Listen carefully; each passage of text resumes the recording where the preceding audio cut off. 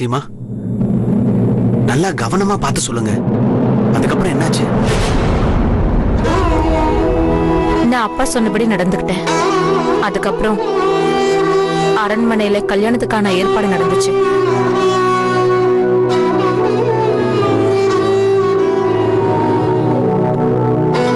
எல்லாமே சரியாதான் போயிட்டு இருந்துச்சு. ஆனா எனக்கு தான் சந்தோஷமே இல்லை.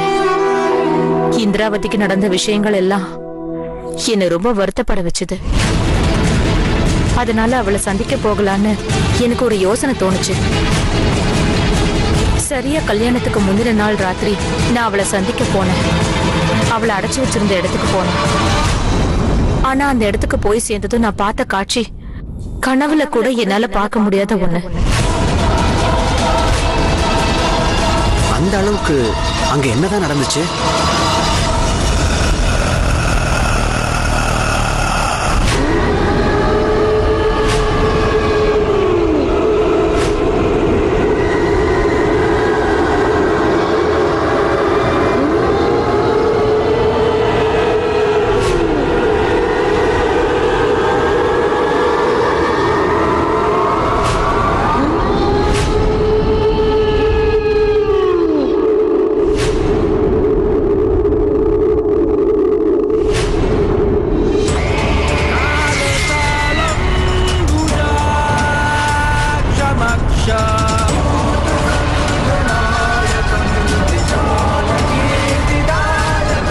இந்திராவதி,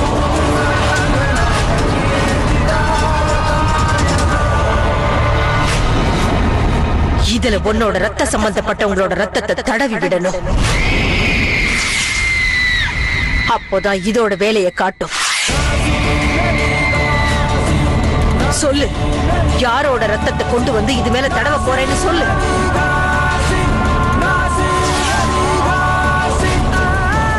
என்னோட ரத்த சம்பந்தப்பட்ட ரத்தம்னா அப்படின்னா நான் இதுல பத்மாவதி ரத்தத்தை தான் ஊத்துவேன்.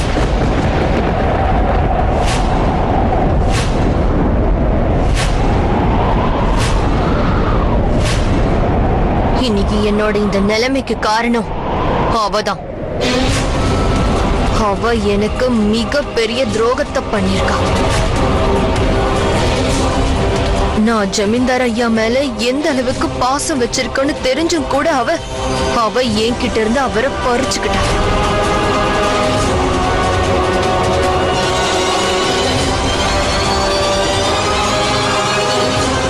அதனால இந்த தண்டனை அவளுக்கு தான். அப்புறம் ஒவ்வொருத்தருக்கா தண்டனை கொடுத்து எல்லாரையும் சாகடிப்பேன். பத்மாவதிக்கு அப்புறம் அந்த ஜமீன்தாருக்கும் நிச்சயமா தண்டனை கிடைக்கும். என் காதலை ஏத்துக்க மறுத்துட்டாங்க. அப்புறம் இந்த ராஜ்யத்தோட மக்களுக்கும் தண்டனை கிடைக்கும். நான் கஷ்டப்பட்டதை பார்த்து இங்க எல்லாரும் சிரிச்சாங்கல்ல, எல்லாருக்குமே நான் தண்டனை கொடுப்பேன். யாரையும் விட மாட்டேன். பயங்கரமான நாச வேலை இங்க நடக்கும். இத பார்த்து இங்க இருக்கிற மக்கள் எல்லாரும் பயந்து நடுங்க போறாங்க. இங்க இருக்கிற எல்லாருமே என்ன பார்த்து சிரிச்சாங்கல்ல, அதனால இந்த ஊரும் இந்த ஊர்ல இருக்கிற மக்களும் சந்தோஷமா இருக்க கூடாது. நான் சந்தோஷமா இருக்க விட மாட்டேன்.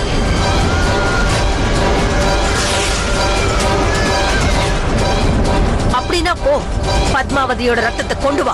கொண்டு வந்து இந்த பொம்மையோட தலையில தடவு. நமக்கு நேரம் குறைவாதான் இருக்கு. எதை பண்றதா இருந்தாலும் இன்னைக்கு ராத்திரிக்குள்ள பண்ணி ஆகணும். ஏன்னா நாளைக்கு அவங்களுக்கு திருமணம் நடந்துட்டா அதுக்கப்புறம் நம்மால ஒண்ணும் பண்ண முடியாது.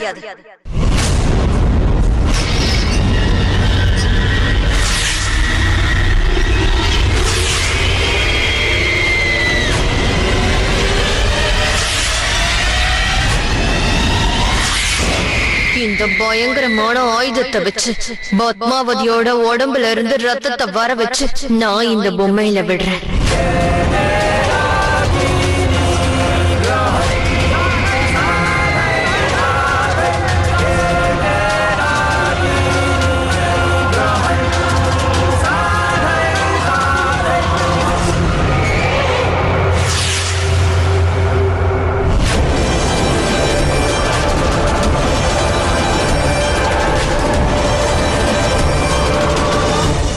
நீங்க வந்திருக்கீங்க? என்ன விஷயம்?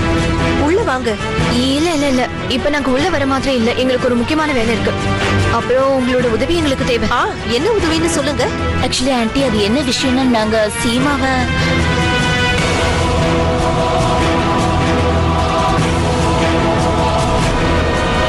ப்ளீஸ் நீங்க தான் எங்களுக்கு உதவி பண்ணணும். இல்லைன்னா நாங்க பெரிய பிரச்சனையில மாட்டிக்குவோம். சரிங்க, நான் அந்த மாதிரியே பண்றேன். Thanks aunty.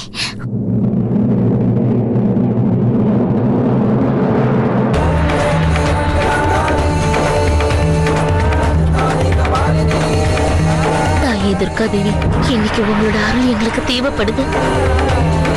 துர்கா தேவி, ஏதாவது பண்ணி அவங்களை தடுத்து நிறுத்துங்க.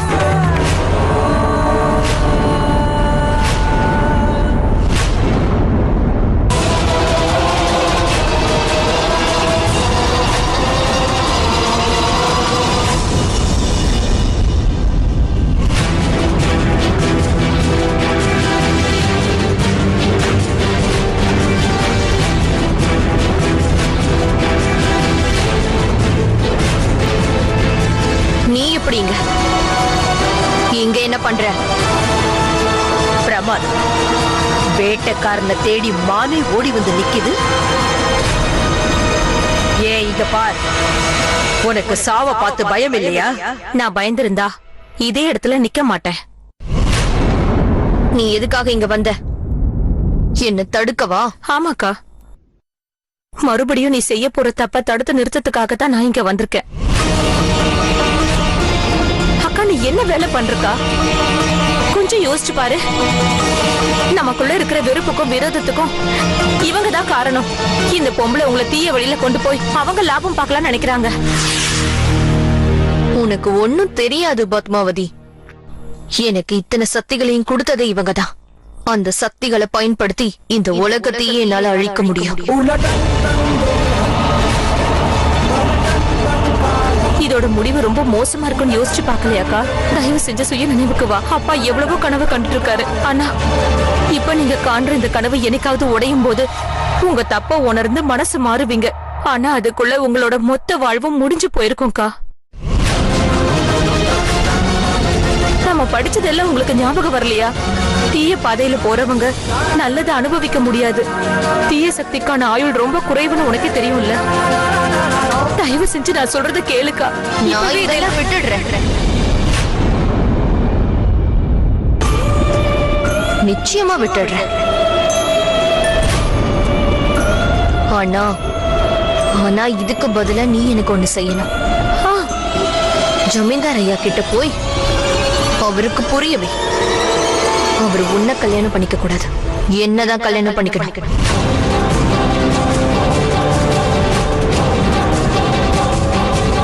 எனக்கும் அந்த ஆசை நிஜமா இருக்குக்கா. ஆனா உண்மை என்னன்னா, காதல்ங்கிறது எந்த எதிர்பார்ப்பும் இல்லாம உண்மையா வரணும்க்கா. அதை விட்டுட்டு நீங்க இந்த மாதிரி வற்புறுத்தி வர வைக்கணும்னு நினைச்சீங்கன்னா இன்னைக்கு சீதா ராவணனுக்கு சொந்தமா இருப்பா.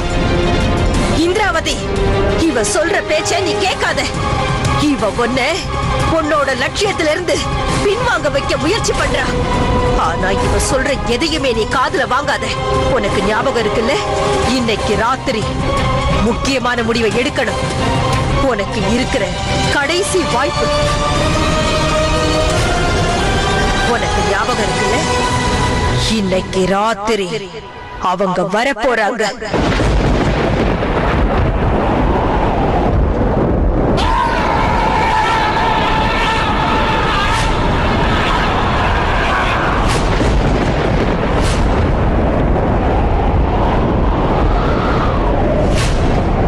நாம இப்ப பலகீனமா செயல்பட ஆரம்பிச்சிட்டோம்னா நீ ஞாபகம் வச்சுக்கோ, நம்மோட மரணம் தான் நிச்சயமாகும்.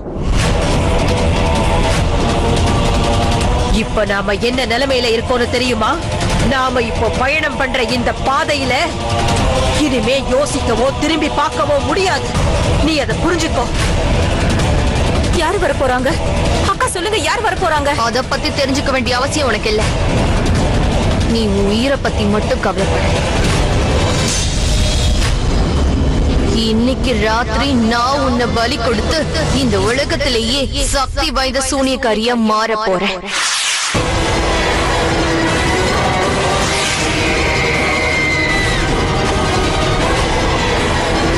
என்னோட ஆசைகளை எப்படி நிறைவேற்றிக்கணும்னு எனக்கு ரொம்ப நல்லா தெரியும். அதனால நீ எதுவும் பண்ண வேண்டாம்.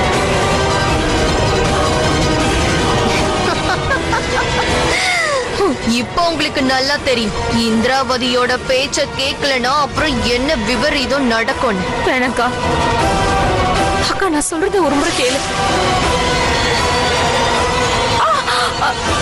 அக்கா என்ன பண்ற நீ? அக்கா நான் சொல்றது கேளு.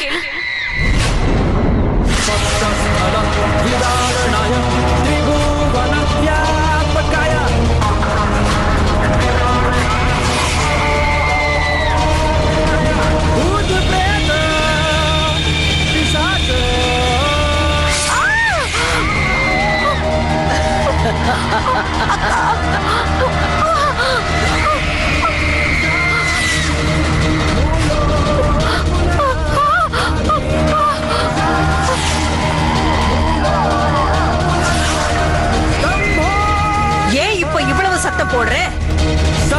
உன்னுடைய எல்லா கேள்விகளுக்கான பதிலும் இப்ப உனக்கு கிடைக்க போகுது. என் கை, அக்கா கையை விடு.